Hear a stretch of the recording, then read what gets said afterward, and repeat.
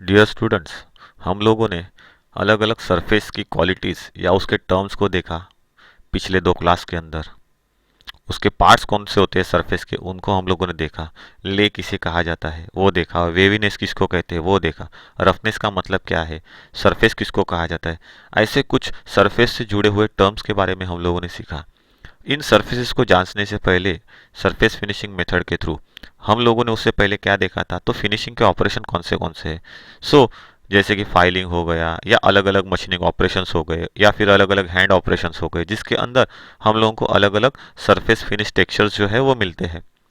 उनको चेक करने का तरीका जो है उसको हम लोग क्या कहते हैं, सरफेस टेस्टिंग मेथड्स बोलते हैं। और उसके लिए जो इक्विपमेंट्स इस्तेमाल में आते हैं उनको क्या कहा जाता है, सरफेस टेस्टिंग इक्विपमेंट्स के नाम से जाना जाता है। इन इक्विपमेंट्स के जरिए हम लोग क्या कर सकते हैं, सरफेस की फिनिश को और अच्छी तरीके से चेक कर सकते हैं। इसीलिए वो जो इक्विपमेंट्स है जिससे हम लोगों को एग्जैक्ट सरफेस किस तरीके का है, या उसकी गुणवत्ता क्या है, या उसकी क्वालिटी क्या है, ये मिलती है, इसीलिए उनको quality testing equipments for the surface finish भी कहा जाता है।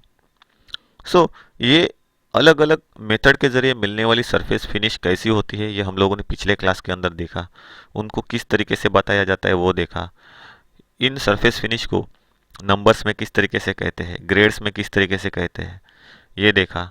आर ए वैल्यू क्या होती है ये समझ लिया, आर जेड का मतलब क्या है ये समझ लिया। इसके बाद हम लोगों ने सरफेस फिनिश ये पूरा चैप्टर समझ लिया, लेकिन सरफेस फिनिश को चेक करने वाले जो इंस्ट्रूमेंट्स है, इन इंस्ट्रूमेंट्स के बारे में हम लोगों को थोड़ी बहुत जानकारी लेना ज़रूरी है, जो कि इंडस्ट्री में जहाँ पे अलग अलग टाइप्स के प्रोडक्शंस क्रिएट किए जाते हैं और जहाँ पे अलग अलग सरफेस फिनिश रिक्वायर्ड होती है, वहाँ पे इन मशीन्स का इस्तेमाल किया जाता है। ये जो सरफेस को चेक करने वाले इंस्ट्रूमेंट्स है, ये दो तरह के आते हैं। एक होते हैं मैकेनिकल, जो मैकेनिकली जिसके पार्ट जो है ये मैकेनिकली फंक्शन करते हैं और हम लोगों को सही तरीके का सरफेस फिनिश जो है उसकी वैल्यू बताते हैं। और दूसरा जो है, ये दूसरा तरीका जो होता है जिसके अंदर इलेक्ट्रॉनिक्स इक्विपमेंट्स का इस्तेमाल किया जाता है, जिसके अंदर इलेक्ट्रॉनिक्स कंपोनेंट बिठाए जाते हैं और जिससे बना हुआ इंस्ट्रूमेंट हम लोगों को क्या करता है, इलेक्ट्रॉनिकली किसी भी प्रोफाइल को अच्छे तरीके से स्क्रीन में बताता है। मैकेनिकल टेस्टिंग इक्विपमेंट जो होते हैं जिनके जरिए सरफेस को चेक किया जाता है या फिनिश किया बताया जाता है, चेक किया जाता है या टेस्ट किया जाता है, तो ये जो मैकेनिकल इक्विपमेंट्स हैं वो सस्ते होते हैं, क्योंकि उसके ऊपर जो लागत लगती है ये कंपैरेटिवली इलेक्ट्रॉनिक्स इक्विपमेंट से कैसी होती है, कम होती है। लेकिन इलेक्ट्रॉनिक्स इक्विपमेंट्स में रिजल्ट देने के लिए प्रिंटर्स, कंप्यूटर, सर्वर्स की रिक्वायरमेंट होती है, जिसके जरिए डाटा कलेक्ट किया जाता है और आउटपुट हम लोगों को मिलता है। तो इसके अंदर लागत ज़्यादा हो जाती है। तो इनका इस्तेमाल कहाँ पे किया जाता है, जहाँ पे हम लोगों को प्रोडक्ट की कॉस्ट बढ़ानी नहीं है, प्रोडक्ट का जो हम लोगों को क्वांटिटी निकालना है, या किसी प्रोडक्ट को एक सीमित मात्रा में बनाना है, तो हम लोग क्या करते हैं, मैकेनिकल टेस्टिंग जो डिवाइसेस है उनका इस्तेमाल करते हैं। इसकी वजह से वो कॉस्ट जो है, वो कॉस्ट वहाँ पे हम लोगों को प्रोडक्शन कॉस्ट उन चीज़ों की कम पड़ जाती है, या किसी प्रोडक्ट की कॉस्ट कम पड़ती है। लेकिन अगर बात करेंगे इलेक्ट्रॉनिक्स इक्विपमेंट्स की, तो वहाँ पे क्या होता है, जहाँ पे मास प्रोडक्शन है, जहाँ पे कंटिन्यूसली आपको उन टूल्स को चेक करना है इस्तेमाल के लिए, या किसी जॉब के सरफेस को कंटिन्यूसली आपको चेक करते रहना है, इतना फास्ट प्रोडक्शन है। उन जगहों पे ये मैकेनिकल कंपोनेंट जो है ये कभी कभार फेल होने के चांसेस है और एग्जैक्ट रिजल्ट नहीं दे सकते। तो उनकी जगहों पे इलेक्ट्रॉनिक्स इक्विपमेंट जो होते हैं, उन इलेक्ट्रॉनिक्स इक्विपमेंट्स वाले सरफेस टेस्टिंग इंस्ट्रूमेंट का इस्तेमाल किया जाता है, जिसके जरिए हम लोगों को एग्जैक्ट रिजल्ट मिलता है comparatively to mechanical testing devices और इंस्ट्रूमेंट्स। तो इन इंस्ट्रूमेंट्स के पहले जानने से पहले हम लोगों को ये भी जानना ज़रूरी है कि अलग अलग मैन्युफैक्चरिंग प्रोसेस में अलग अलग मशीनिंग ऑपरेशंस क्या किए जाते हैं, परफॉर्म किए जाते हैं किसी भी रॉ मटेरियल के ऊपर, और उससे क्या बनाया जाता है, प्रोडक्ट बनाया जाता है। जो प्रोडक्ट मिलता है, इसकी जो सरफेस होती है, ये तो या तो वो चमकदार हो सकती है या फिर वो खुरदुरी हो सकती है। चमकदार मतलब फिनिश्ड या स्मूथ, और खुरदुरी मतलब क्या है कि रफ। तो ये सरफेसेस जो होती है, ये रिक्वायरमेंट के हिसाब से फिनिशिंग वाली भी मिल सकती है या खुरदुरी भी मिल सकती है, रफ भी मिल सकती है। ये जो फिनिशिंग या रफनेस होता है किसी भी प्रोडक्ट का, ये मशीनिंग प्रोसेस के ज़रिए या हैंड प्रोसेस के ज़रिए हम लोगों को मिलता है। जैसे कि हैमरिंग के ज़रिए अलग अलग सरफेस टेक्सचर्स मिलते हैं, ग्राइंडिंग के ज़रिए अलग अलग टेक्सचर्स मिलते हैं, फाइलिंग के ज़रिए अलग अलग फिनिशिंग्स मिलती है, जिसके बारे में मैंने पहले भी आपको बताया है। इसके अलावा मिलिंग हो गया, बफिंग हो गया, पॉलिशिंग हो गया, ऐसे और इसके अलावा बहुत सारे ऑपरेशंस है या स्क्रैपिंग हो गया, जिनके ज़रिए हम लोगों को क्या मिलते हैं, अलग अलग सरफेस फिनिश मिलती है। इसके बारे में थोड़ा सा मैं आपको बताता हूँ। तो मैंने पहले ही बोला है कि अलग अलग टाइप्स की फाइल का इस्तेमाल करेंगे तो हम लोगों को अलग अलग टाइप की सरफेस फिनिश जॉब के ऊपर मिलेंगी। जैसे बास्टर्ड फाइल से अलग मिलेगी, ये मैंने पहले ही बोला था। सेकंड कट से अलग मिलेगी, वही स्मूथ फाइल से अलग मिलेगी, वही डेड स्मूथ फाइल से अलग फिनिश मिलेगी। तो हर एक का फिनिशिंग टेक्सचर जो है जॉब के ऊपर का, वो हमको कैसा मिलेगा, अलग मिलेगा। वैसे ही ग्राइंडिंग के बारे में बात करेंगे तो ग्राइंडिंग में अलग अलग एब्रेसिव्स के अगर हम लोग बात करेंगे तो जैसे 60 ग्रेन वाला एब्रेसिव व्हील इस्तेमाल किया तो अलग फिनिशिंग मिलेगी, 80 ग्रेन्स वाला इस्तेमाल किया तो अलग मिलेगी, वही 120 ग्रेन्स वाला इस्तेमाल किया तो अलग फिनिशिंग मिलेगी, वही 1200 ग्रेन्स का इस्तेमाल किया तो हम लोगों को अलग ही फिनिशिंग मिलेगी। मतलब जॉब आपका चांदी या सोने की तरह चमकने लगेगा। हम लोग यहाँ पे क्या बताते हैं कि ये जो सरफेस फिनिश टर्म्स है या जॉब के ऊपर क्रिएट होने वाली जो सरफेस है, ये हमेशा ध्यान में रखना है। अगर आपको वो फिनिश अच्छी चाहिए तो आपका टूल का सिलेक्शन अच्छा होना चाहिए, टूल का शार्पनेस अच्छा होना चाहिए, टूल अच्छे क्वालिटी का होना चाहिए, मशीन जो है ये मशीन रख रखाव वाली होनी चाहिए, जिसके अंदर वाइब्रेशन नहीं होना चाहिए। ये बहुत सारी चीज़ें जो है, ये बहुत सारी चीज़ें सरफेस को प्रोड्यूस होते समय इफ़ेक्ट करती है। तो ये ध्यान में रखना है कि हमारे सोचने से या बताने से इक्विवेलेंट या रिक्वायर्ड सरफेस फिनिश है, वो सरफेस फिनिश हम लोगों को नहीं मिल सकती है। तो एग्जैक्ट सरफेस फिनिश पाने के लिए मैंने आपको पहले ही बताया कि क्या ज़रूरत है, वो सभी अगर आपके पास में सही तरीके से अवेलेबल है तो आपने दिया हुआ जॉब के ऊपर का जो सरफेस फिनिश है ये रिक्वायर्ड सरफेस फिनिश रहेगा, और एग्जैक्ट वही सरफेस फिनिश आपको टेस्टिंग करते हुए आउटपुट में मिल जाएगा। तो ये ध्यान में रखना है कि ये जो सरफेस फिनिशिंग मेथड है, ये दो तरीके के इक्विपमेंट्स का इस्तेमाल करके क्या किए जाते हैं, चेक किए जाते हैं। तो उनके उनके अलावा मैंने पहले भी आपको बताया था कि जैसे आंखों के जरिए चेक किया जाता है थ्रू आई और विजिबिलिटी, दूसरा होता है बाय द टचिंग और feeling sense, by the scratching sense. इसके अलावा कुछ मैकेनिकल और इलेक्ट्रॉनिक्स इक्विपमेंट्स है जिनके जरिए हम लोग क्या करते हैं, इन सरफेसेस की प्रोफाइल को चेक करते हैं। क्योंकि ये जो सरफेस होता है ये भी एक तरह का टेक्सचर होता है जो कि टूल के चलने से हम लोगों को मिलता है। टूल जिस तरीके का इस्तेमाल होगा उसके हिसाब से अलग अलग टेक्सचर्स हम लोगों को सरफेस के ऊपर मिलेंगे। उसी के हम लोग क्या बोलते हैं, सरफेस फिनिश्ड सरफेस या फिर रफ सरफेस के नाम से जाना जाता है। ये जो सरफेस होते हैं उन सरफेस को चेक करने के लिए जो टूल इस्तेमाल में लाया जाता है बेसिकली उसको क्या कहा जाता है, प्रोफाइलोमीटर। क्योंकि ये सरफेस की प्रोफाइल को चेक करता है। सरफेस के ऊपर के वेव्स और वैलीज जो होते हैं, हिल्स और वैलीज जो होते हैं, उन हिल्स और वैलीज को मतलब ही वेव्स को चेक करने का काम इसके जरिए किया जाता है। ये जो प्रोफाइलोमीटर है इसके जरिए हम लोग 0.0025 मिलीमीटर तक की एक्यूरेसी में हम लोग क्या कर सकते हैं, मेजरिंग कर सकते हैं या सरफेस को चेक कर सकते हैं। मतलब यह आपको ध्यान में रखना है, हिल्स और वैलीज जो होती है उनको ये चेक करता है।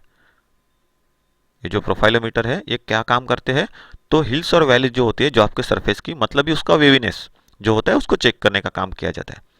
ओके, तो वेवीनेस इसके लिए नहीं कहा गया, ये ध्यान में रखना है, क्योंकि वेवीनेस जो होता है ये सरफेस के पूरे ऊपर फैला हुआ रहता है। और ये वेवीनेस मतलब भी क्या होता है, स्मूथनेस और रफनेस को दर्शाने वाले क्या होते हैं, टूल के मार्किंग्स होते हैं। देखने के लिए हम लोग इस तरीके से बोल सकते हैं, क्योंकि ये वेव्स किसकी वजह से बनते हैं, टूल जब जो आपके सरफेस के ऊपर चलता है तब उस वेव्स का क्या होता है, क्रिएशन होता है। तो ऐसे समय पे उन वेव्स के क्रिएशन की वजह से हम लोगों को अलग अलग टाइप का सरफेस फिनिश मिलता है। वो एक टाइप का क्या हो गया, प्रोफाइल हो गया, सरफेस का प्रोफाइल। और उस प्रोफाइल को चेक करने वाला डिवाइस या इंस्ट्रूमेंट, इसीलिए क्या कहा जाता है उसको, या किस नाम से हम लोग पहचानते हैं, तो प्रोफाइलोमीटर। प्रोफाइलोमीटर के जरिए हम लोग जॉब को चेक करते हैं। तो ये जो प्रोफाइलोमीटर है इससे कितने एक्यूरेसी से हम लोग जॉब को चेक कर सकते हैं, तो माइक्रॉन्स या मिलीमीटर में अगर हम लोग बात करेंगे तो माइक्रो मिलीमीटर्स में कितना होता है 0.0025 मिलीमीटर। इतनी एक्यूरेसी में वो क्या करता है, जॉब को चेक करने का काम कर सकता है। सो हम लोग जिस तरीके का इक्विपमेंट इस्तेमाल करेंगे तो ये ध्यान में रखना है कि मैन्युफैक्चरिंग करने वाली इन इंस्ट्रूमेंट्स को जो भी कंपनीज होती है ये क्या करती है, जगह के हिसाब से किस जगह पे इस्तेमाल करना है उनके हिसाब से इन प्रोफाइलोमीटर्स को मैन्युफैक्चर करती है। तो हर एक प्रोफाइलोमीटर अपने तरीके से क्या करता है, रीडिंग बताता है। मतलब हर एक प्रोफाइलोमीटर की एक्यूरेसी जो है ये अलग अलग हो सकती है, लेकिन एज पर द स्टैंडर्ड्स वो हम लोगों को कितने मिलीमीटर तक एक्यूरेसी में चेक करने का काम करती है, तो 0.0025 मिलीमीटर तक। इतने एक्यूरेसी में हम लोग क्या कर सकते हैं, सरफेस फिनिश को क्या कर सकते हैं, चेक कर सकते हैं या टेस्ट कर सकते हैं। तो ये ध्यान में रखना है, ये जो होते हैं ये एक स्पेशल टाइप के मशीन्स होते हैं या यंत्र होते हैं हम लोग कह सकते हैं, जिनकी सहायता से हम लोग क्या करते हैं, सरफेसेस की जो इरेगुलरिटीज है, जिनको हम लोग हिंदी में अनियमितता कहते हैं। इरेगुलरिटीज मतलब क्या है, अनियमितता मतलब क्या है, खुरदुरापन, उभरा हुआ पार्ट या फिर निचला हुआ पार्ट, जिसको हम लोग हाई स्पॉट के नाम से भी जानते हैं। ये जो अनियमितता होती है, इरेगुलरिटीज होती है सरफेस के ऊपर की, इनको चेक करने का काम किया जाता है इन मशीन्स के जरिए। और ये किसको चेक करता है, तो सरफेस के ऊपर के हिल्स और वैलीज, जो आपका खुरदुरापन मतलब रफनेस इंडिकेट कर सकते हैं या स्मूथनेस इंडिकेट कर सकते हैं। हर अलग अलग मशीनिंग प्रोसेस से ये हम लोगों को स्मूथनेस और रफनेस मिलते हैं। ये जो इंस्ट्रूमेंट्स है उसको प्रोफाइलोमीटर हम लोग कहते हैं। ये हम लोगों ने इतना तो यहाँ पे जान लिया। उसके दो टाइप्स है, उन टाइप्स के बारे में हम लोगों ने इंफॉर्मेशन ली। तो अभी उन इंस्ट्रूमेंट्स के बारे में थोड़ी सी हम लोग क्या करते हैं, जानकारी हासिल करने की कोशिश करते हैं। तो इसमें से पहला जो है ये मैकेनिकल सरफेस इंडिकेटर है, जिसके अंदर हमारे पास जो डायल टेस्ट इंडिकेटर होता है उसके जैसा डायल बिठाया गया है। अगर हम लोग देखेंगे तो यहाँ पे उसका स्केच है और उसका नीचे का चेकिंग करने वाला जो सिरा है वो कैसे होता है वो दिखाया है। एक हिल्स को चेक करने का काम करता है तो दूसरा वैलीज को चेक करने का काम करता है। तो ये जो पॉइंटर होता है जो नीचे की तरफ एक डायमंड की तरह बनाया हुआ है, ये डायमंड से ही बना हुआ पॉइंटर है। क्यों ऐसा डायमंड से बनाते हैं, क्योंकि ये एक मेजरिंग इंस्ट्रूमेंट है। इसको सरफेस को चेक करने के लिए, टेस्ट करने के लिए इस्तेमाल में लाया जाता है। बार बार इस्तेमाल करने पर इससे क्या हो सकता है, जो सरफेस है इन सरफेसेस की वजह से, रफनेस की वजह से, ये पॉइंट अगर नॉर्मल किसी मेटल या हार्ड मेटल से बना हुआ है तो ये घिसने के चांसेस है। आगे इससे मिलने वाले जो रीडिंग्स है या आउटपुट है ये गलत मिल सकते हैं। इसके लिए क्या किया गया है, इस पॉइंट को डायमंड से बनाया गया है। और ये रिप्लेसेबल होता है कि हम लोग इसको बदल सकते हैं, इसकी जगह पे नया लगा सकते हैं। और ये जो है ये एक ऐसा सरफेस है या पार्ट है स्टाइलस का, जो अगर हम लोग देखेंगे तो ये क्या काम करता है, ये हिल्स जो होते हैं, पहाड़ी जैसा एरिया जो आपके सरफेस के ऊपर, उसको बताने का काम करते हैं। मतलब दो अलग अलग तरीके के टेक्सचर्स को बताने का, एक वैलीज को चेक करता है और दूसरा हिल्स को चेक करता है। हिल्स और वैली मतलब क्या है, मैंने पहले बोला। हिल्स का मतलब क्या है, पहाड़ी जैसा एरिया। वैलीज का मतलब क्या है, खाई जैसा एरिया। तो ये जो इंस्ट्रूमेंट हम लोग देख रहे हैं ये एक्चुअल में कैसे दिखते हैं, तो यहाँ पे उसको दिखाया गया है। ये जो है ये इलेक्ट्रॉनिक्स टाइप का है, लेकिन ये मैकेनिकल सरफेस इंडिकेटर जो है ये उसी का टाइप है। खाली यहाँ पे क्या किया गया है, आउटपुट देखने के लिए डिजिटल क्या किया गया है, स्क्रीन लगाई गई है। जो यहाँ पे हम लोग मैकेनिकली जो चेक करते हैं, तो यहाँ पे हम लोग इलेक्ट्रॉनिक्स बोर्ड के ऊपर या स्क्रीन के ऊपर हम लोगों को ये क्या मिलता है, रीडिंग मिलता है या आउटपुट मिलता है। तो इसका बेनिफिट किसको होता है, जो अनस्किल्ड वर्कर है। आप लोग सीखते हो इसीलिए आपको ये मालूम है इन मशीन्स के बारे में, लेकिन जो नहीं सीखता है उसके ज़रिए अगर मेरे को काम करवा के लेना है किसी इंडस्ट्री में, तो मैं इस मशीन का इस्तेमाल करूँगा। मतलब क्या है, उसको सिखाने की ज़रूरत नहीं है। एक बार वैल्यूज़ इसके अंदर डाल दी, इस मशीन को सेट कर दिया, तो इसके ज़रिए वो अनस्किल्ड पर्सन जो है ये आराम से सरफेसेस को चेक कर सकता है और ऑपरेशंस को आउटपुट मिलने तक परफॉर्म कर सकता है और फिनिशिंग अच्छे तरीके का ला सकता है या सरफेस की फिनिश अच्छे तरीके से मेंटेन कर सकता है। तो इसके लिए इसका इस्तेमाल किया जाता है। और इसका इस्तेमाल किस तरीके से किया जाता है वो यहाँ पे दिखाया गया है। सो इसके जो पार्ट्स है उन पार्ट्स को यहाँ पे दिखाया गया है नंबर से। सो फर्स्ट नंबर में क्या है, तो मेजरिंग स्टाइलस। तो ये जो स्टाइलस होता है उस स्टाइलस को कहाँ पे बिठाया जाता है, तो उसकी जगह दिखाई है, एक नंबर से इंडिकेट किया गया है। 2 नंबर में है स्किड्स, जो सपोर्ट लेके मतलब फिसलने का काम करते हैं, इसीलिए नाम है स्किड। स्किड का मतलब क्या होता है अगर हम लोग देखेंगे तो फिसलना। ओके। थर्ड जो है ये क्या है, इंडिकेटिंग स्केल, मतलब डायल टेस्ट इंडिकेटर के जैसा यहाँ पे एक इंडिकेटर होता है जो कि इरेगुलरिटीज को फ्लक्चुएट होके बताता है। जैसे डायल टेस्ट इंडिकेटर का जो डायल होता है उसके अंदर जो कांटा होता है, वो कांटा क्या होता है, इरेगुलर सरफेस आएगा या ऊपर नीचे होगा तो ये घूमता है, और सही रहेगा तो जीरो पे, जो अगर हम लोगों ने सेट किया तो जीरो पे ही रहेगा। इसके अंदर मतलब क्या बताया जाता है कि वो सही है। तो यहाँ पे भी इरेगुलरिटीज जो होती है सरफेस के बीच की, उनको दर्शाने के लिए क्या होता है, ये फ्लक्चुएट होता है। अगर वो इरेगुलरिटीज नहीं है, सही है सरफेस, तो ये क्या होगा, अपनी जगह पे क्या हो जाएगा, कांस्टेंट रहेगा। और इन स्टाइलस को एडजस्ट करने के लिए यहाँ पे एडजस्टमेंट स्क्रू दिया हुआ है जो कि नर्लिंग किया हुआ है। सो उसको थंब स्क्रू के नाम से भी हम लोग जानते हैं, क्योंकि उसके ऊपर नर्लिंग किया है, डायमंड नर्लिंग किया होता है। सो जिसकी वजह से हम लोग इसको इजीली घुमा के क्या कर सकते हैं, इस स्टाइलस के हाइट को एडजस्ट कर सकते हैं, इसीलिए एडजस्टमेंट स्क्रू दिया गया है। तो ये जो है ये एक्चुअल में कैसे दिखते हैं, तो यहाँ पे वो दिखाया गया है कि डायल टेस्ट को किस तरीके से या डायल को किस तरीके से लगाया जाता है, जिसके वजह से हम लोगों को रीडिंग्स मिलते हैं। ओके। तो ये मैकेनिकल टाइप हो गया, और ये क्या है, वही मैकेनिकल टाइप है, लेकिन ये कैसा है, आउटपुट देने वाला, तो इलेक्ट्रॉनिक्स के टाइप के जैसा हो गया। सो ये जो मैकेनिकल सरफेस इंडिकेटर हम लोगों ने यहाँ पे आपको दिखाया है, इसके बारे में थोड़ी थोड़ी जानकारी हम लोग यहाँ पे हासिल करेंगे।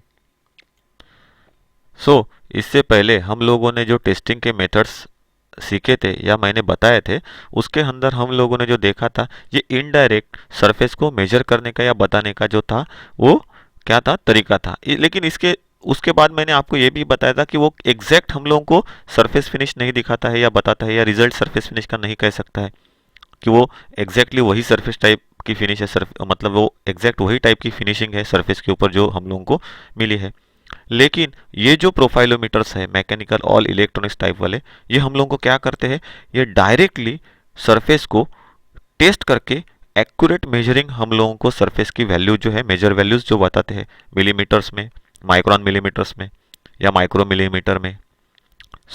ये जो मैकेनिकल सरफेस इंडिकेटर है, ये एक ऐसा इंस्ट्रूमेंट है जिसके ज़रिए हम लोगों को डायरेक्टली किसी भी सरफेस को क्या कर सकते हैं, मेजर करने का काम कर सकते हैं। इसीलिए इसको डायरेक्ट मेजरिंग इंस्ट्रूमेंट्स या इक्विपमेंट कहा जाता है। इसकी जो वर्केबिलिटी है या इसकी जो कार्य प्रणाली है, काम करने का जो इसका तरीका है, ये डायल टेस्ट इंडिकेटर के जैसा होता है। इसके अंदर भी स्टाइलस बना हुआ रहता है, जो कि मैंने आपको पहले भी बताया था, दिखाया था। उसका मटेरियल कौन सा होता है वो भी। इस डिवाइस या इंस्ट्रूमेंट को मैकेनिकली क्या किया जाता है, तो चलाया जाता है आगे पीछे फोर्स लगाकर, और इसके जरिए जॉब के सरफेस के ऊपर के हिल्स और वैलीज जो होते हैं, इनको क्या किया जाता है, मेजर किया जाता है। मतलब जॉब के ऊपर जो सरफेस के ऊपर, जॉब का जो सरफेस होता है उसके ऊपर जो हिल्स और वैलीज है, उनको चेक करने के लिए क्या किया जाता है, इनका इस्तेमाल किया जाता है। हिल्स और वैली किसको इंडिकेट करते हैं, हिल्स और वैलीज अगर बड़े रहेंगे तो सरफेस रफ मिलेगा, और वही हिल्स और वैलीज अगर बहुत छोटे रहेंगे, साइज में कम, हाइट और डेप्थ में कम, तो वो सरफेस फिनिश कैसा रहेगा, हायर एक्यूरेसी वाला, हायर फिनिश वाला रहेगा। ये हमेशा ध्यान में रखना है। तो हिल्स और वैलीज मतलब क्या है, जो कि सरफेस के स्मूथनेस और रफनेस को इंडिकेट करने वाली सरफेस के ऊपर की टर्म है। ओके। मतलब वो किससे मिलते हैं, तो जॉब के सरफेस के ऊपर टूल चलने की वजह से वो हम लोगों को प्राप्त होती है या मिलती है। इसको भी कैसे चलाया जाता है, मैकेनिकल मेथड से। मतलब हम लोग क्या करते हैं, इसको आगे पीछे चलाते हैं या घुमाते हैं धक्का देके, जिसकी वजह से हम लोगों को क्या मिलती है, एग्जैक्ट सरफेस मिलती है, या उस सरफेस को हम लोग एग्जैक्टली क्या कर सकते हैं, तो चेक। तो इसमें ये जान लेना है, जब भी हम लोग मैकेनिकल मूवमेंट के द्वारा इसको चलाते हैं, तो उस समय पे जो स्टाइलस होता है, ये स्टाइलस और जो स्किड लगा हुआ रहता है, ये स्किड मतलब स्किड के साथ में वो स्टाइलस, स्किड मतलब एक ऐसा सरफेस जो सपोर्ट लेके चलने का काम करता है सरफेस के ऊपर।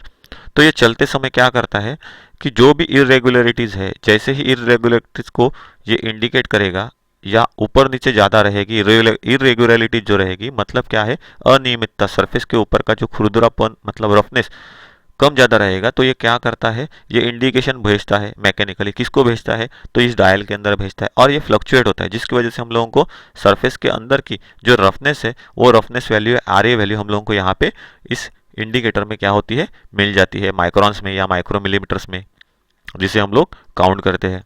तो हम लोगों ने यहाँ पे मैकेनिकल सरफेस इंडिकेटर कैसे काम करता है, किस तरीके से दिखता है, ये देख लिया। इसके बाद में, इन सभी के बाद में हम लोगों को जो देखना है वो है इलेक्ट्रॉनिक्स डिवाइस, जिसके ज़रिए हम लोग क्या करते हैं, किसी भी सरफेस की एक्यूरेसी या फिनिश को या रफनेस को चेक करने का काम करते हैं, जो कि जाना जाता है टैली सर्फ इंडिकेटर के नाम से या टैली सरफेस इंडिकेटर के नाम से। तो यहाँ पे वो टैली सर्फ या सरफेस इंडिकेटर जो है, इलेक्ट्रॉनिक सरफेस इंडिकेटर जिसको टैली सर्फ के नाम से भी जाना जाता है, वो यहाँ पे दिखाया गया है इस फिगर के अंदर। और एक्चुअल में ये कैसे दिखता है, तो इन डायग्राम्स के अंदर उसको दिखाया गया है। अगर हम लोग देखेंगे यहाँ पे तो इसके अलग अलग टाइप्स मिलते हैं। एक पोर्टेबल होता है, आप कहीं भी इसको लेके जा सकते हो नॉर्मली सरफेस को चेक करने के लिए, लेकिन इसकी जो एक्यूरेसी है, जो एक ही जगह पे स्टडी रहता है, बड़े साइज में रहता है, उसके उस इंस्ट्रूमेंट की एक्यूरेसी से इसकी एक्यूरेसी थोड़ी सी कम होती है, क्योंकि क्या होता है कि हम लोग इसको हाथों में पकड़ के चलाते हैं, इसके लिए थोड़ी सी इरेगुलरिटी जो होती है, इनके अंदर डिफ्लेक्शन आता है चेकिंग करते समय, क्योंकि हमारे हाथों का जो स्टडीनेस रहता है, वो स्टडीनेस की वजह से ये इरेगुलरिटी जो होती है हम लोग सही तरीके से काउंट नहीं कर सकते हैं। तो वाइब्रेशंस, हाथ हिलते हैं, बहुत बार हमारा ध्यान इधर उधर भटक जाता है, जिसकी वजह से क्या होता है, ये सही तरीके से हम लोगों को रीडिंग नहीं देता, लेकिन मैकेनिकल सरफेस इंडिकेटर से ये और भी अच्छी तरीके से हम लोगों को सरफेस को टेस्ट करने का काम करवाता है। तो ये एक टाइप हो गया उसी का। सेम ये दूसरा एक मॉडल यहाँ पे जो देखा है हम लोगों ने। अगर हम लोग बात करेंगे इस इलेक्ट्रॉनिक्स सरफेस इंडिकेटर की, तो ये इलेक्ट्रॉनिक सरफेस इंडिकेटर जो होते हैं वो दो तरीके के होते हैं। एक हम लोगों को इलेक्ट्रॉनिक आउटपुट दिखाता है और दूसरा जो है उस आउटपुट को प्रिंट करता है, मतलब अगर हम लोग भूल भी जाए तो हमारे पास में वो नोट के फॉर्म में रहेगा। तो सरफेस के ऊपर जैसे ही हम लोग उस स्टाइलस को चलाते हैं, देखिए यहाँ पे वो दिखाया गया है कि जो सरफेस के साथ में चलने वाला पॉइंटर है या स्टाइलस है वो कैसे रखा गया है, और वो जिसके साथ में जुड़ा हुआ ये एक पूरा का पूरा सेट यहाँ पे दिखाया हुआ है।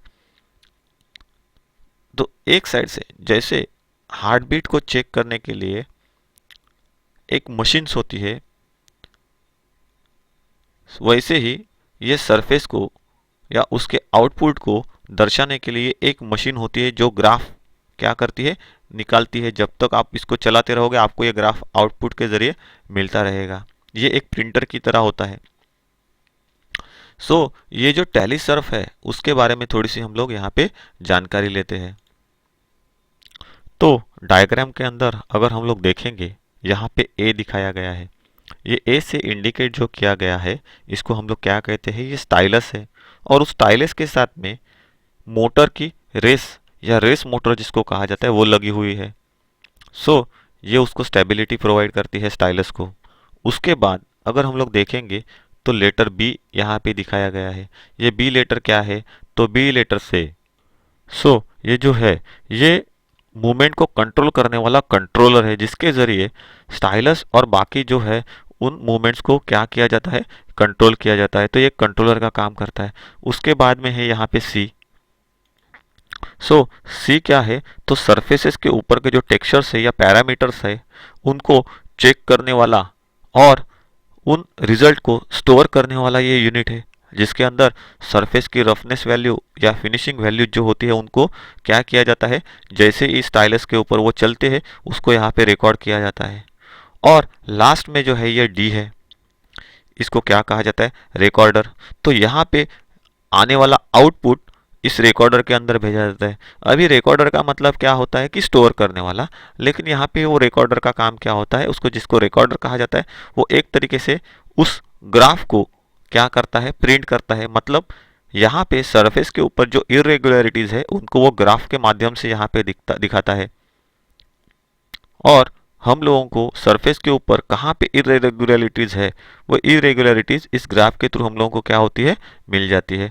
तो ये किस तरीके से फंक्शन करता है, तो ये इलेक्ट्रॉनिकली फंक्शन करने वाला डिवाइस है, और इसके अंदर ये जो इंस्ट्रूमेंट है, ये इंस्ट्रूमेंट अलग अलग पार्ट्स को मिला के बनाया गया है, लेकिन इसको एक ही जगह पे मोस्ट ऑफ ऑल, ये बड़े साइज में रहता है उसको एक ही जगह पे रखा जाता है, और बाकी जो हम लोगों ने देखे वो कैसे थे, तो पोर्टेबल थे।